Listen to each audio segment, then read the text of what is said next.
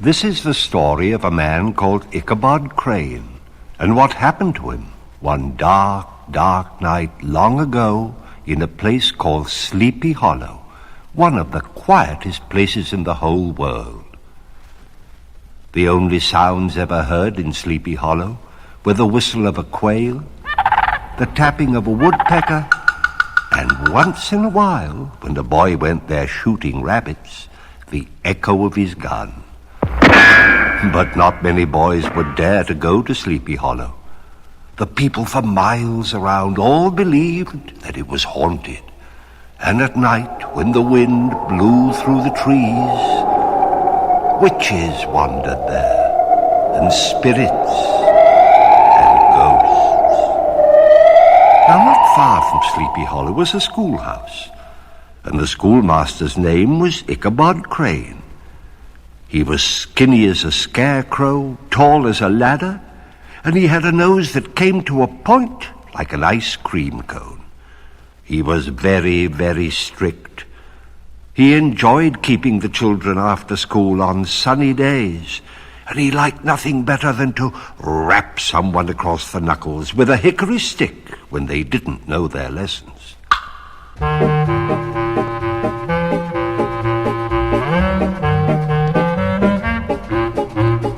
Ichabod Crane was long and lean. He looked just like a big string bean. He was tall as a ladder, skinny as a flea, but he thought he was handsome as can be. Ichabod Crane, he taught in school. He had one simple teaching rule. He whacked all the children with a hickory stick if they didn't learn their lessons quick. Ichabod loved Ichabod, he loved himself, you bet.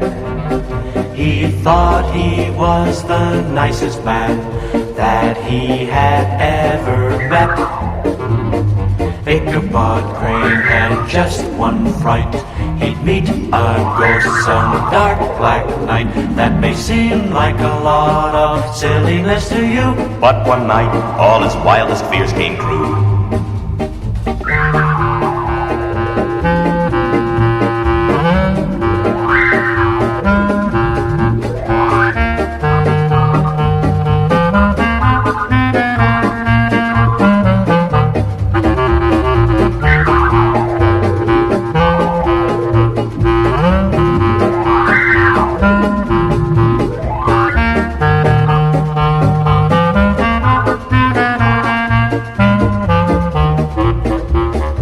Ichabod loved Ichabod, he loved himself, you bet.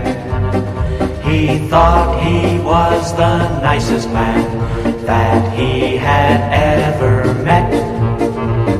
Ichabod Crane had just one fright.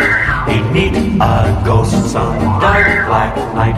That may seem like a lot of silliness to you, but one night all his wildest fears came true.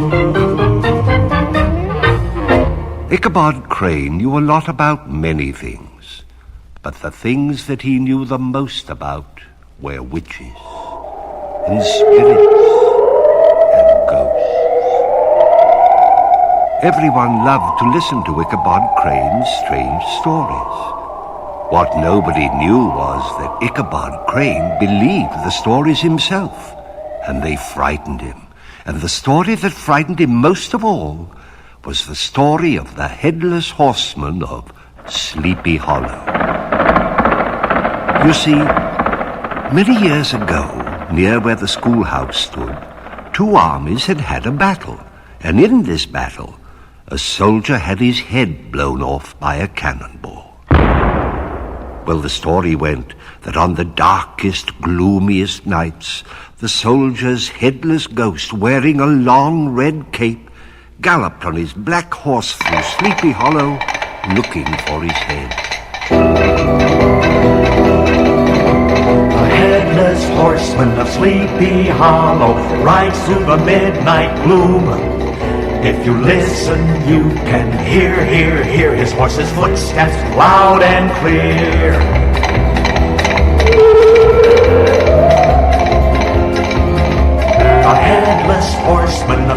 Sleepy Hollow, rides on a big black horse. He is dressed in a cape of flaming red. He's looking for his head.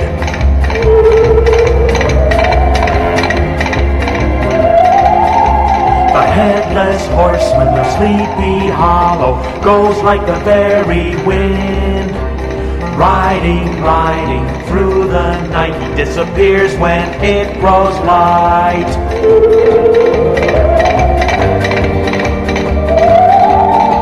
The Headless Horseman of Sleepy Hollow travels the countryside, past the graveyard and the stream, while all the people sleep and dream.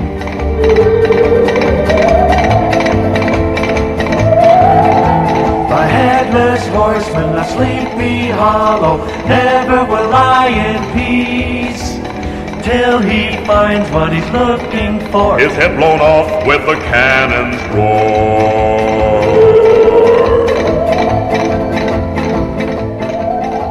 Everyone thought that Ichabod Crane was the smartest man in the whole countryside, and all the mothers begged Ichabod to marry their daughters, and the fathers begged him too, and so did the daughters. But Ichabod said no. He had a wife already picked out. Her name was Katrina Van Tassel. She was as plump and pretty as a pink cupcake. But what was much more important to Ichabod was her father's farm. It was the biggest, richest farm that he had ever seen. And he knew that if he married Katrina Van Tassel, someday it would all be his. Katrina Van Tassel's father's farm is a very great delight, especially for a person with a hearty appetite. There are pigs for ham and bacon, there are pigs for crown of pork. There are pigs for making sausage, so just bring a knife and fork. There are cows for milk and butter, there are cows for cream and cheese. There are cows for steak and roast beef, so just bring your napkin, please. Katrina Van Tassel's father's farm is a very super treat, especially for a person who likes to eat and eat.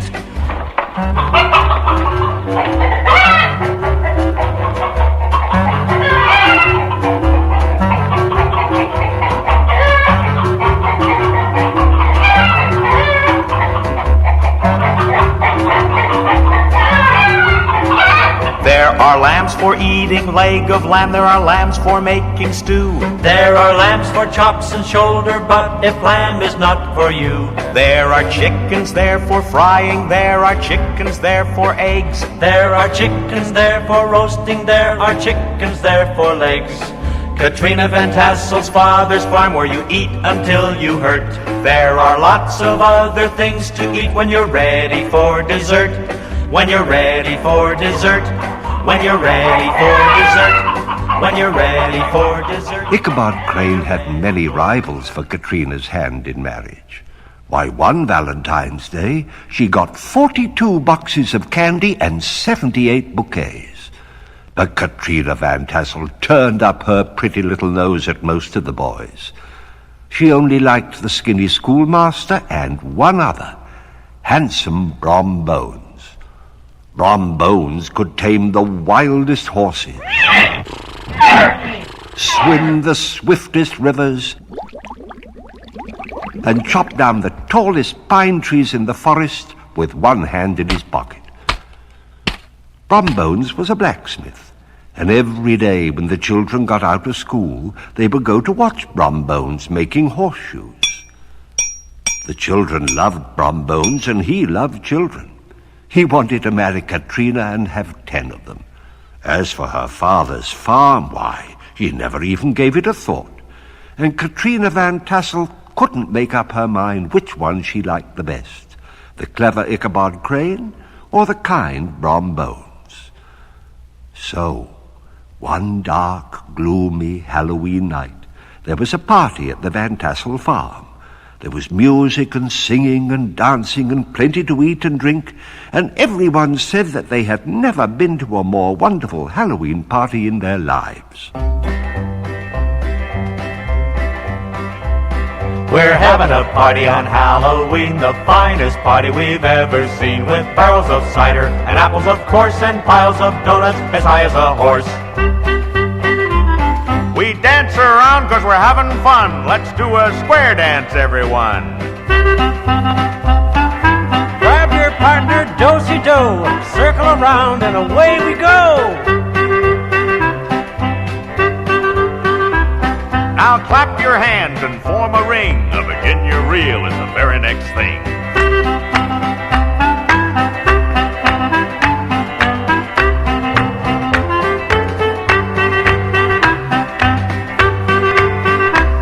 Folks, here's a dance that you all know. Come on, in jig time now, let's go. We're having a party on Halloween, the finest party we've ever seen, with barrels of cider and apples a ton, and barrels of fun, fun, fun.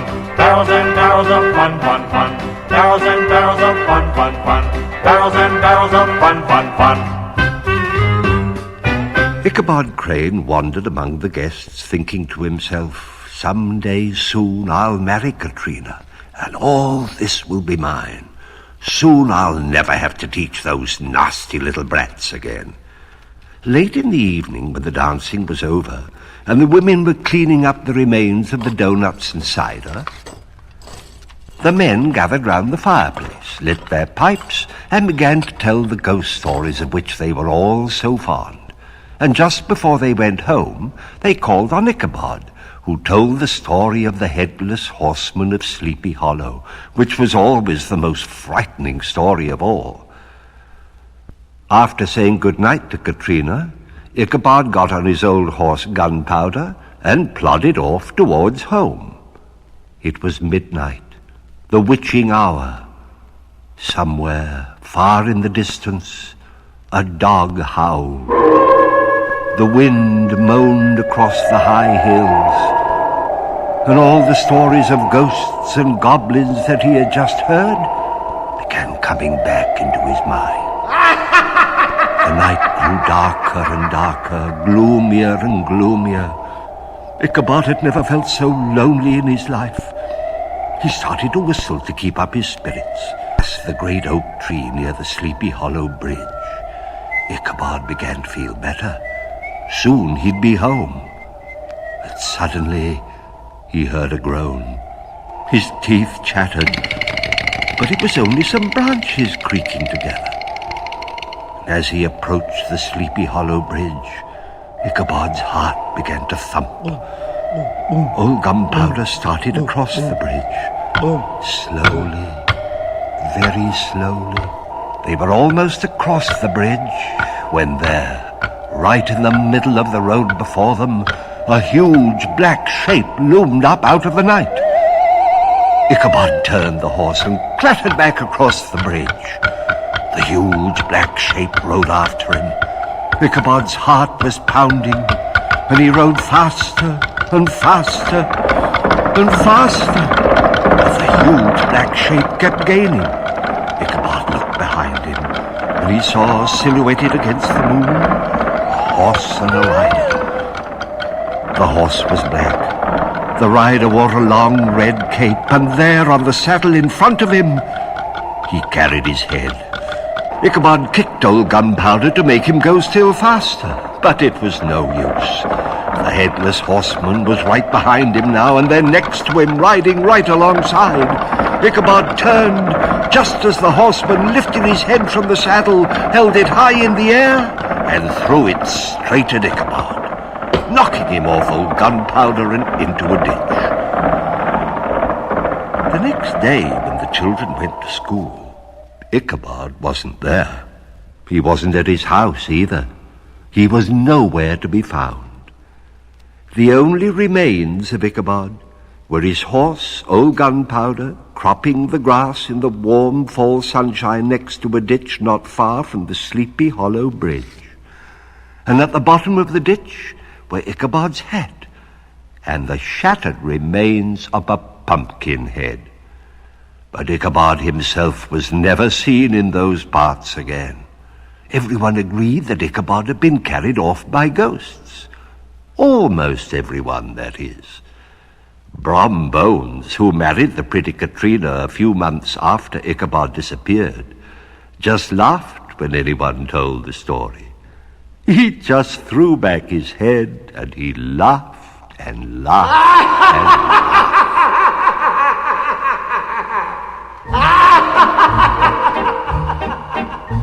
What happened to Ichabod Crane? Where did the fellow go? What happened to Ichabod Crane? Who carried off Ichabod Crane? It wasn't ghosts, oh no. What happened to Ichabod Crane? It was the Headless Horseman, one midnight dark and black, who frightened him away from here, and he's never coming back. What happened to Ichabod Crane? I'll tell you how I know. What happened to Ichabod Crane?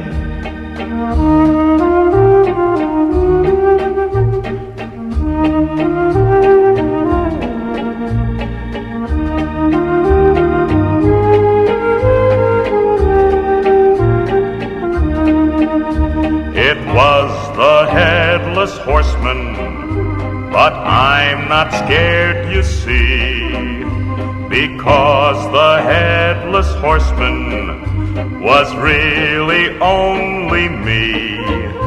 Who carried off Ichabod Crane? It wasn't ghosts, oh no. It was really only me. It was really only me. It was really only... Just about 100 years ago, there was a little village close beside the Hudson River, and in the village lived a man named Rip Van Winkle, who had one of the strangest adventures that anyone can ever remember. Rip Van Winkle was the village handyman. He chopped wood, fixed wagons, and even built barns. He was a very good handyman, and there was plenty of work for him to do. But Rip Van Winkle was always poor. He didn't like work. He would much rather have fun and play games with the children of the village.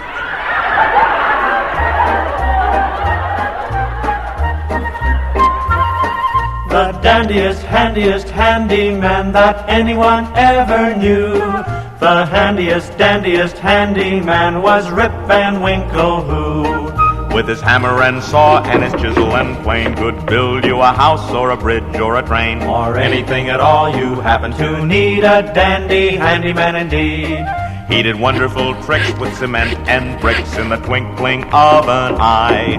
He could build you a wall that was 10 feet tall and also 10 feet high. He could build cellar stairs or tables and chairs that were really the very best. But when it came to working, Rip just much preferred to rest. Rip, Rip, Rip Van Winkle, his eyes were all a twinkle when he put his hammer and saw away and went out with the children to play, and went out with the boys to play, and went out with the girls to play.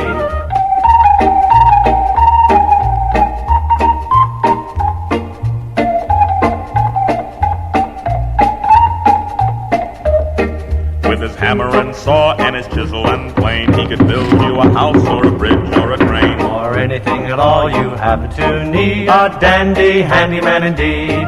He did wonderful tricks with cement and bricks in the twinkling of an eye. He could build you a wall that was 10 feet tall and also 10 feet high. He could build cellar stairs or tables and chairs that were really the very best. But when it came to working, Rip just much preferred to rest.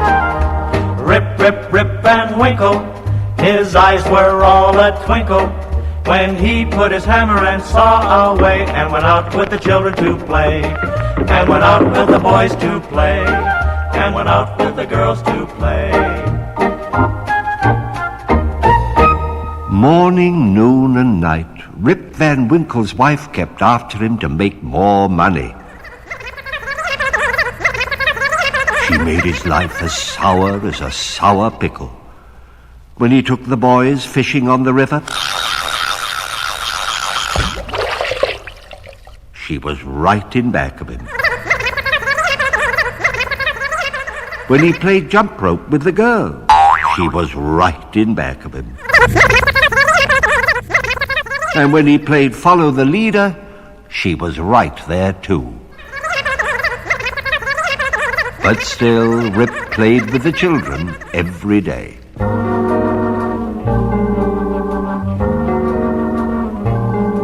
The sun came out this morning.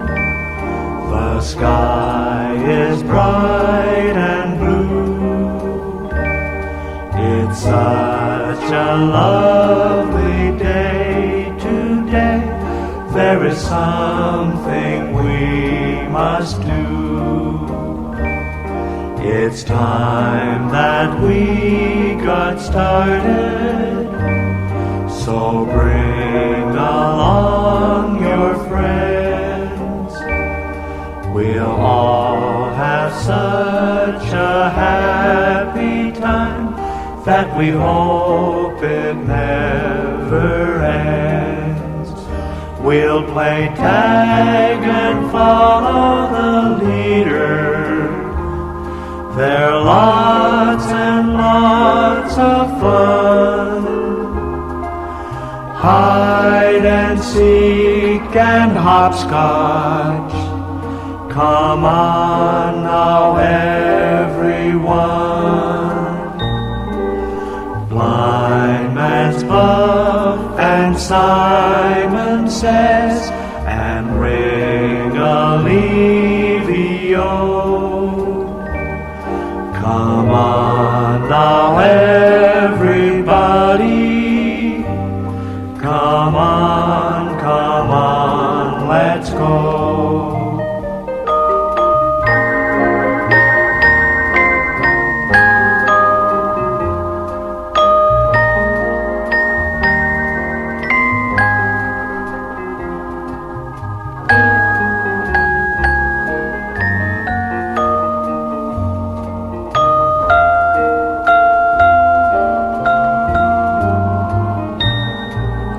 Blind Man's Buff and Simon Says and Ring a Levio. Come on now, everybody. Come on, let's go.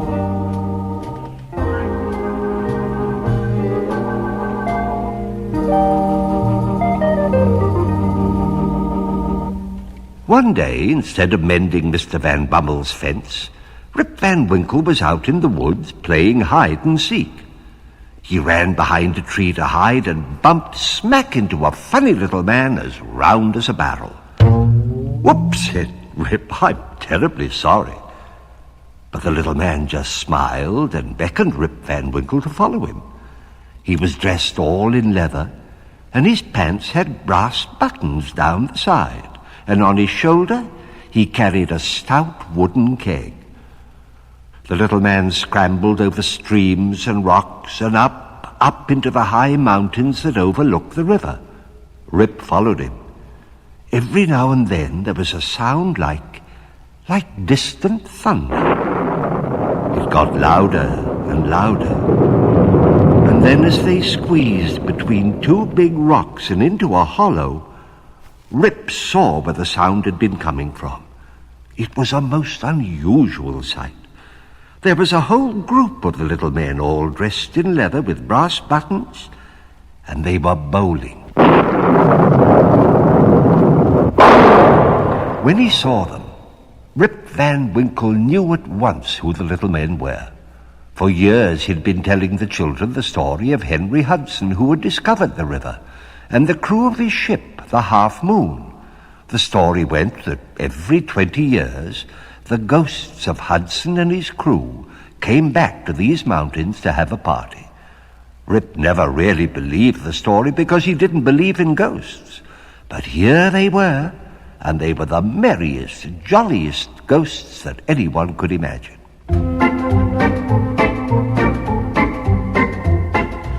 250 years ago we sailed from Holland shore and up the Hudson River where no one had been before. When we made this discovery, it made us feel so great that every 20 years our ghosts come back to celebrate.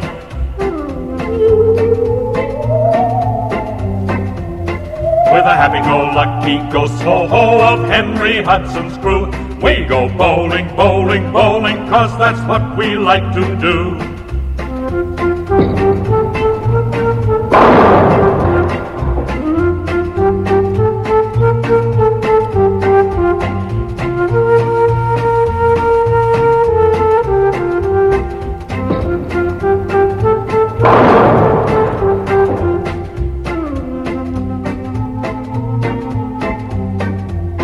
Our ship was called the Half Moon and was very, very small.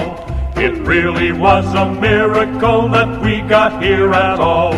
The ocean was so mighty and the waves so big and wet that though we landed long ago, we're kinda seasick yet.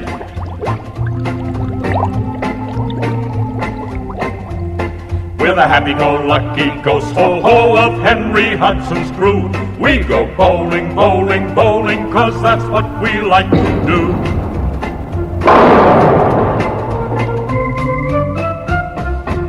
The little man who had brought Rip there opened the stout wooden keg he had been carrying, and the rest took out copper mugs and held them up to be filled with nut-brown foaming ale.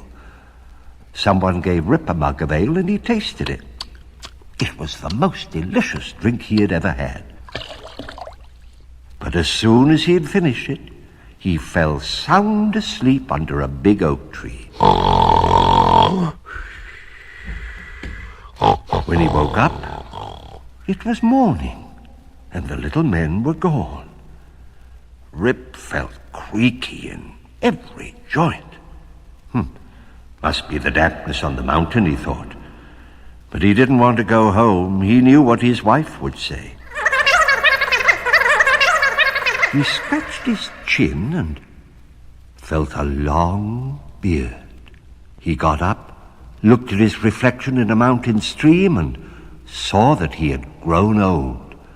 Then he remembered more of the story of Henry Hudson and his crew. Anyone who drank their nut-brown foaming ale would go to sleep and wake up far in the future. So he hurried down the mountain to see what it would be like.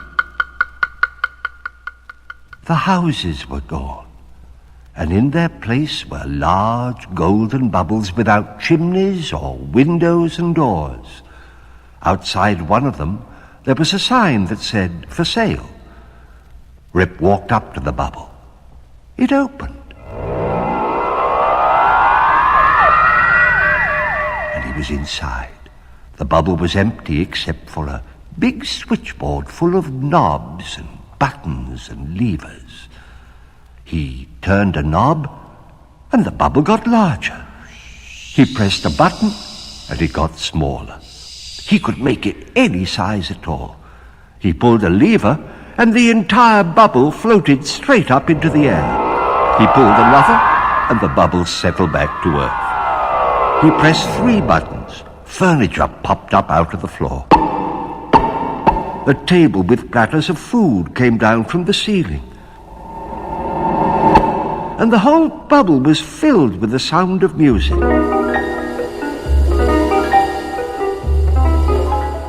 Poor Rip was so bewildered that he didn't know what to do. He burst through the bubble and found himself out on the street. He walked up to a group of children standing in line near a big, shiny thing that looked like a cigar. "Where are you going?" he asked a boy. "We're taking the rocket to Jupiter for a picnic," the boy said. "Last week we went to Mars." But Jupiter," spluttered Rip. It's so far away." "Oh, don't be so old-fashioned," said the boy. "This is 1999. And the line of the children moved towards the rocket. We're on our way to Jupiter. For picnicking, it's quite the perfect place. And it is very close to home, just 390 million miles in space. We're on our way to Jupiter. We'll see the funny animals, of course. The hipponoceros and the chimpanamaligeribra-horse. We'll be there in an hour. How jolly it will be. We'll float around like feathers, 'cause there is no gravity. We're on our way to Jupiter. We're traveling along the Milky Way. We're on our way to Jupiter for a happy, happy, happy holiday.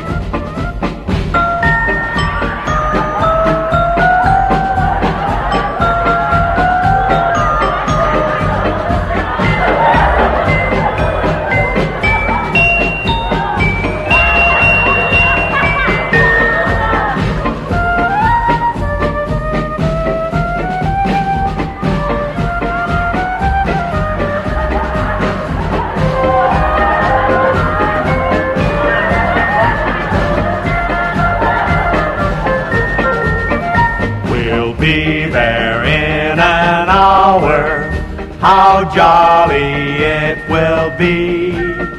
We'll float around like feathers, 'cause there is no gravity. We're on our way to Jupiter. We're traveling along the Milky Way. We're on our way to Jupiter for a happy, happy, happy holiday. For a happy, happy, happy holiday. For a happy, happy, happy holiday. Rip waved goodbye as the children went into the rocket and it took off.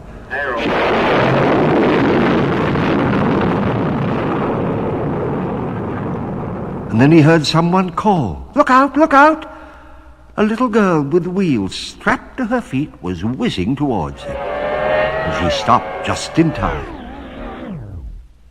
"These are my new atomic roller skates," she said. "They go up in the air and everything. I'm not quite used to them yet." Of course, Rip Van Winkle had never seen atomic roller skates. He'd never even seen plain roller skates. They didn't have them in his day. But roller skating looked like fun. "May I try them?" he asked. The little girl took off the skates and Rip strapped them to his shoes. And in a moment he was skating down the street. Oh, it was marvelous fun. Then the skates made a whistling sound and lifted Rip into the air. He flew up towards the mountain that overlooked the river. He flew just over the tops of the trees. And then, suddenly, right in his way, there was a big oak tree. Rip couldn't stop. He knew he was going to hit it. And he did. He woke up in the exact spot where he had fallen asleep. He felt for his beard. It was gone. He didn't feel creaky anymore. He looked at his reflection in a mountain stream. "Oh," laughed Rip, "I'm me again." Why, the future had all been a dream. He walked slowly down the mountain. And in the village, everything was just the same. Even his wife. Rip sat down by the fire.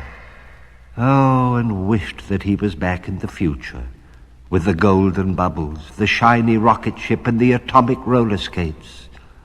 The roller skates, thought Rip. The roller skates. He ran past his wife and into his workshop. He took out his tools. He worked all that night and all the next day. When he finally came out, there was strapped to his shoes the first pair of roller skates that anyone had ever seen. Rip skated down the main street of the village. And all the people came out to watch him. Everyone wanted a pair of skates. Before long, Rip was known far and wide as the man who invented roller skates.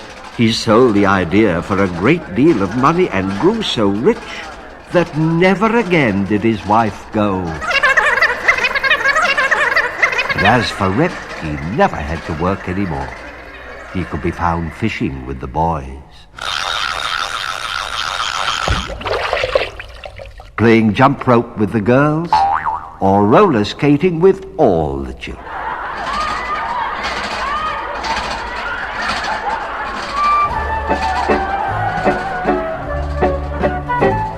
We roll, roll, roll, roll, roller skate along. Our roller skates seem to sing a little song. They clickety-clack over every crack, clickety-clack along the way. With brand new shiny skates on our feet, we're whiz, whiz, whiz, whiz, whizzing down the street. Lickety-split, there's no time to sit. Lickety-split, we go today. First the right foot, then the left. We glide, glide, glide. The little wheels go spinning around. Oh, what a wonderful ride. We roll, roll, roll, roll, roller skate, and then we roll, roll, roll, roll, roller skate again. Clickety-split, clickety-clack, glide, glide. Oh, what a wonderful ride.